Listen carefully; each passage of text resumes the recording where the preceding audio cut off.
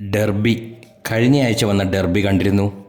സജിൽ മമ്പാട് സംവിധാനം ചെയ്ത ഈ സിനിമയിൽ ആദം സാബിക്, അമീൻ, സാഗർ സൂര്യ, ജസ്ന, ജോണി ആൻ്റണി, കൊല്ലം ഷാഫി എന്നിവരാണ് പ്രധാന താരങ്ങൾ.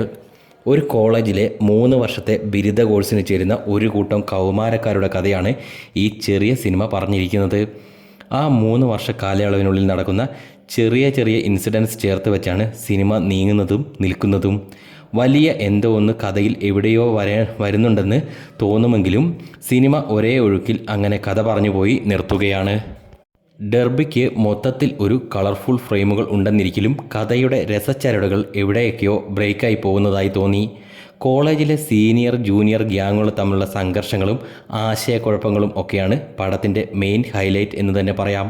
അതിനിടയിൽ ടീനേജേഴ്സിൻ്റെ പ്രണയവും പരിഭവങ്ങളും കാണാം.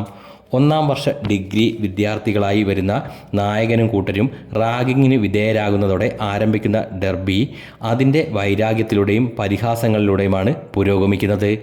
ഈ ഗ്യാങ്ങിൻ്റെ അവസാന വർഷം വരെ നീളുന്ന കഥയാണ് ഇവിടെ കാണിച്ചിരിക്കുന്നതും. കോളേജിലെ പ്രിൻസിപ്പൽ ആയി ജോണി ആൻ്റണി വേഷമിടുന്നു. അദ്ദേഹത്തിൻ്റെ സ്വതസിദ്ധമായ ശൈലിയിൽ കോളേജ് ഹെഡിൻ്റെ വേഷം ചെയ്തു ഫലിപ്പിച്ചു. കോളേജിലെ ഒരു അധ്യാപകനായി ഗായകൻ കൊല്ലം ഷാഫിയും വേഷമിട്ടു. ഷൈൻ ടോം ചാക്കോയും സിനിമയിൽ ഒരു സൂപ്പർ സ്റ്റാറായി ക്യാമിയോ റോളിൽ വരുന്നു. ശബരീഷ് വർമ്മയും ഡെർബിയിൽ ഒരു സിനിമാ സംവിധായകൻ്റെ വേഷത്തിൽ കുറച്ചു നേരത്തേക്ക് വന്നുപോയി.